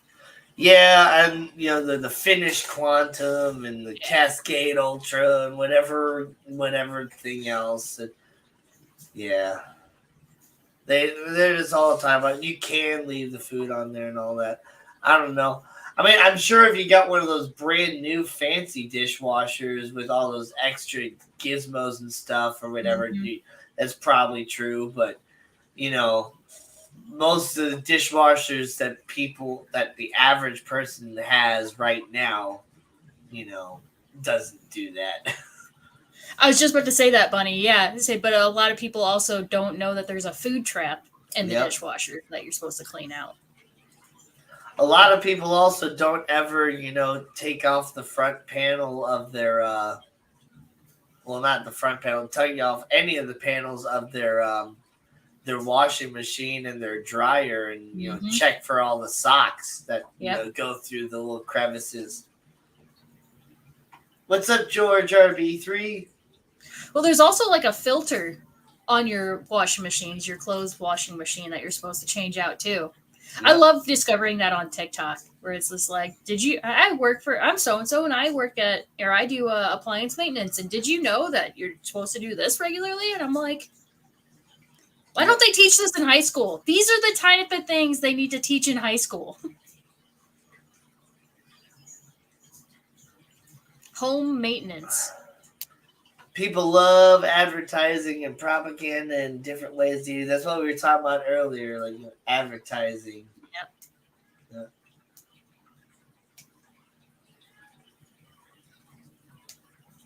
It says scrape plates only, and she can't change. She's scrubbing everything. Yeah, scrape. Scrape. That's the same thing. Get that dang food off the plate. Well, so like I actually do like soak. I try to get all the grease off because I have had it where my mom will do a load of dishes. Mind you, the food trap was full, so it probably didn't drain well. But yeah, she'd do a load of dishes, and they'd still have like a layer of grease on them, and I'm like, nope. Yeah. Ugh.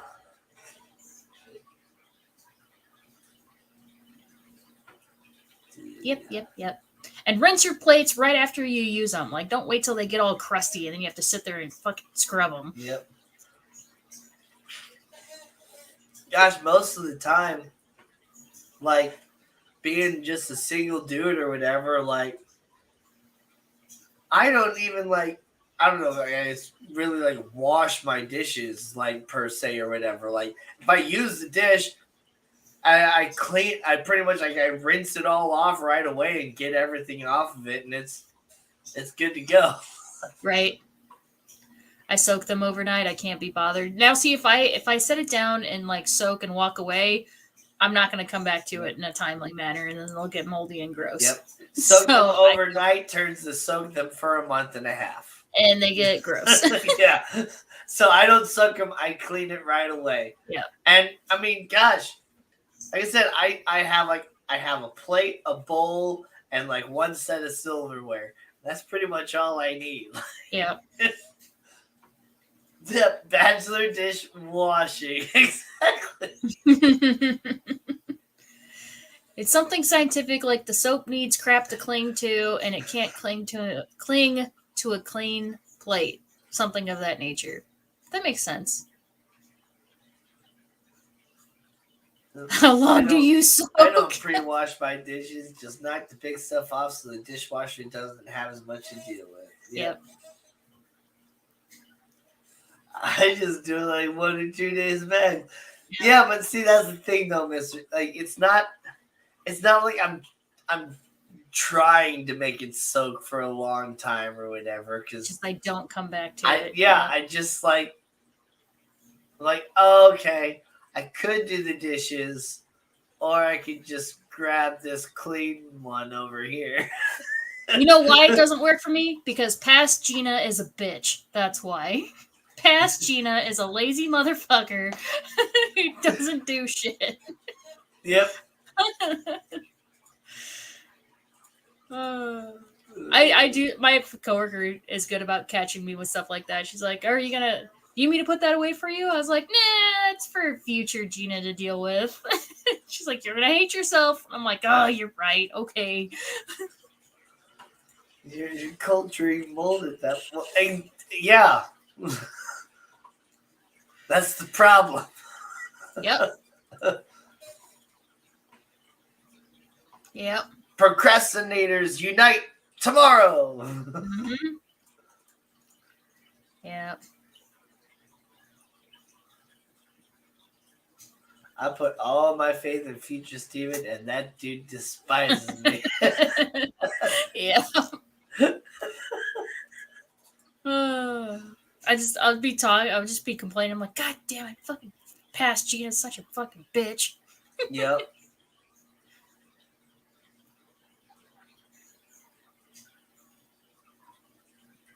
If I have to rinse the dishes before the dishwasher, why have a dishwasher? Because they sanitize. Your dishwasher sanitizes. It gets super, super, super hot. Yep. And it holds the pressure too, so the water can actually get hotter than like if you were just like, boiling it on the stove. Right. So what we're saying, Grommy, is that it doesn't happen anymore because we are aware now of our faults. Right. It doesn't happen. Pile of dishes I still have. Yeah. But they're not moldy because they're not soaking. Right. Oh, please. All the versions of Gina are super sweet. Oh, thank you, Patty.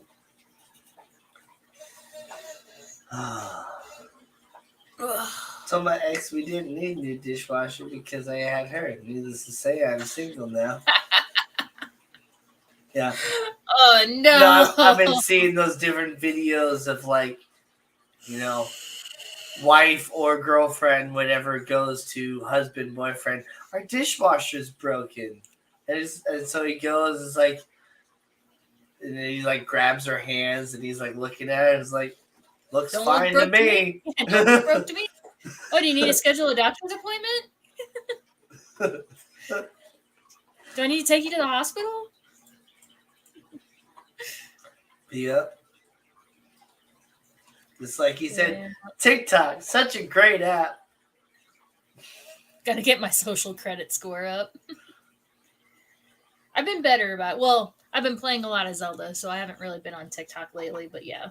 I have been better about not just sitting there doom scrolling. I've been, like you said or whatever, when I've been doing like my little doom scrolling on YouTube Shorts, I've been trying to like block all these channels. Like, don't recommend this channel. Don't recommend this channel. Not interested. Don't recommend. I just keep getting more and more of the same thing. It's that dang YouTube algorithm. They're like, but we know you want to watch teenage girls do stupid dances. It's like, no, I really, really don't. But everybody else likes it, so we're going to shove it down your throat anyway. Everybody else likes this song and everybody else doing the dance to this song, so you need to like it. But I don't. Leave me alone. Yeah. I just stopped cold turkey. Yep. Just delete TikTok. Delete it. You want to talk about this? No, I knew somebody was going to take that the wrong way. Teenage girls doing stupid dances. No. Flash dance. No, but that's what TikTok and YouTube Shorts and all that stuff is. It's moms and it's everybody doing the stupid dance. Like, God.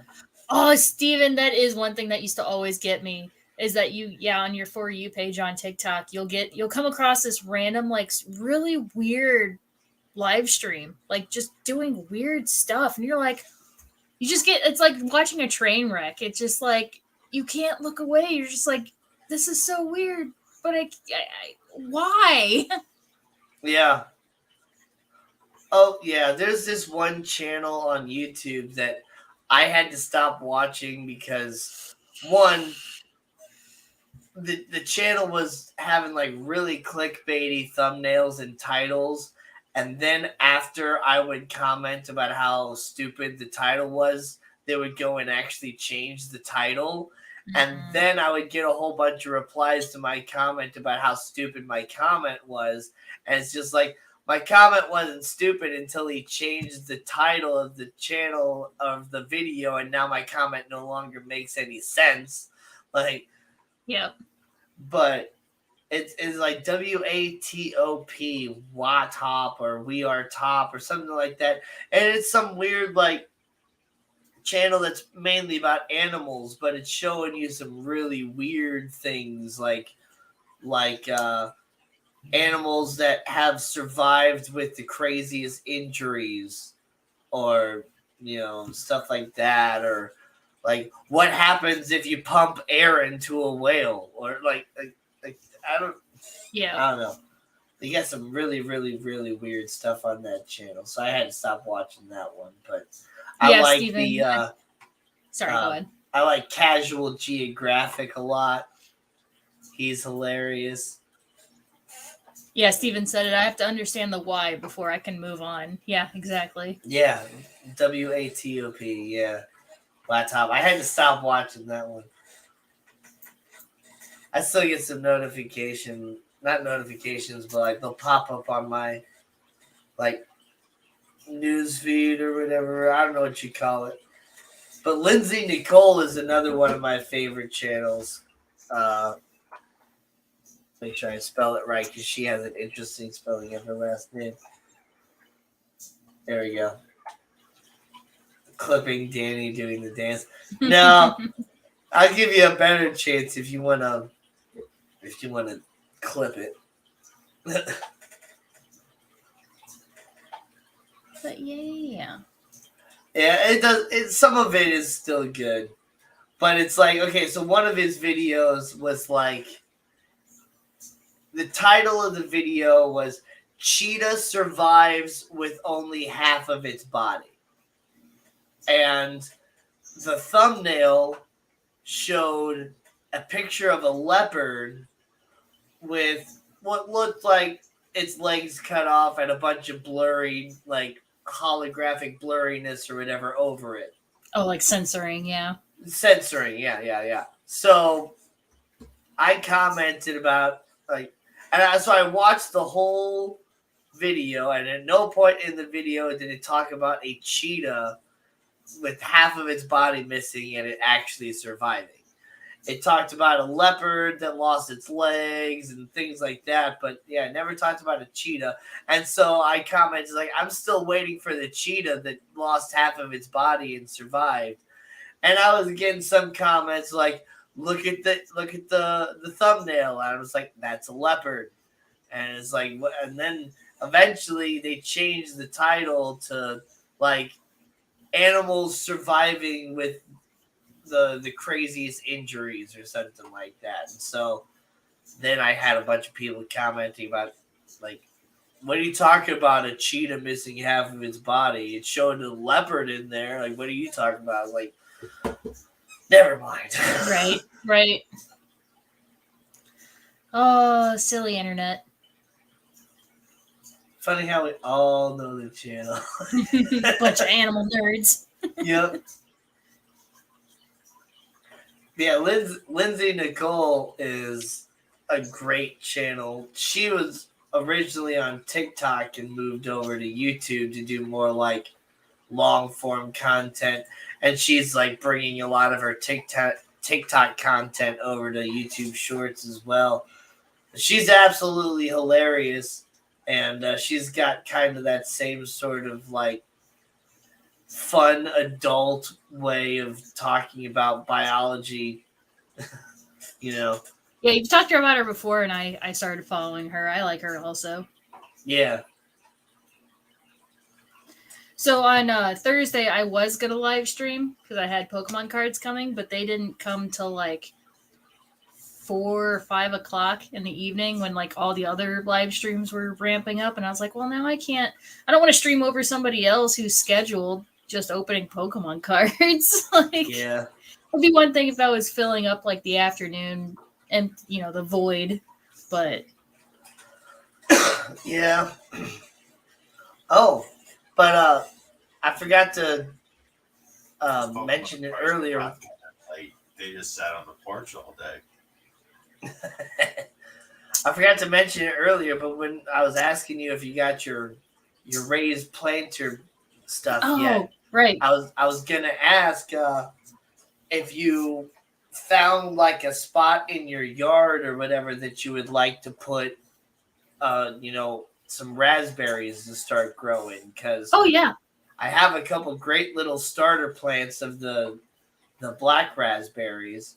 So yeah, I have a couple of spots in my yard that I could put them. Did they? Oh, I think I asked last week, but I don't remember what the answer was. Did they need full sun or partial sun? Full sun is better. Okay. Yeah. Yeah, I have a couple spots. Yeah, and they'll kind of grow up, and then they'll kind of vine out, and you'll just end up with this huge spiky patch of raspberries eventually. Do you need a trellis for it? No. Okay. They're self sufficient. Yeah. So when I first planted my sister's starting plants that she gave me, it was growing really thin and it kind of fell over and laid down. But then the next year, everything that fell down, some parts of it actually ended up rooting into the ground. And then I had a whole bunch of verticals coming up from that. But then anything that started growing directly from my yard that grew up as like its own little like volunteer little starter plant is growing a lot thicker, and it's growing a whole lot taller. So yeah, it'll grow and it'll fill up a whole area. It'll grow probably the highest it'll get will be probably 5 foot tall, maybe. And then it'll just kind of go out and go all crazy all over the place. And you just want to, kind of trim it back a little bit every year, and it'll fill in even more. Gotcha. You can also, grow it out of a big old pot if you wanted to, but it's better to just put it in the ground, and next thing you know, you'll have a big old patch of, raspberries. And I got thornless blackberries too. Your blackberries only get 3 foot by 3 foot. My blackberries are almost, gosh, because they're kind of fenced in too. They were growing up like 8 foot tall. I had to start trimming them down and stuff. Right. Yeah. Well, all right. We're at that 2-hour mark, everybody. Oh, snap. So we are. That stream was a fast one. I thank all y'all for joining us. Nathan Hovey coming in here at the end along with George. And Hi, James bye. B. Hi, you're late to the show. Yeah, you are, James. Oh, man. Well, I hope y'all learned something today. I learned a few things about some different corals and stuff like that. And lots of fun stuff. Always have fun on these Saturday night live streams. I want to take a quick moment, Memorial Weekend. I'm not sure about what you guys do around in the other parts of the world, but here in the United States, it's Memorial Weekend, which is the weekend that we remember those that we have lost in the military that brought us, the freedom that we have now. And, we also like to celebrate and barbecue and do all that stuff, but we wouldn't be able to have all this freedom without the soldiers that have given it to us. So, anyway, thank you all so much. Gina, you got anything you want to say? No. Have fun. Have a good weekend, everyone. Be safe. And that's it. Bye. Yep. Have fun over the weekend. Don't get too crazy. So long. Thanks for the fish.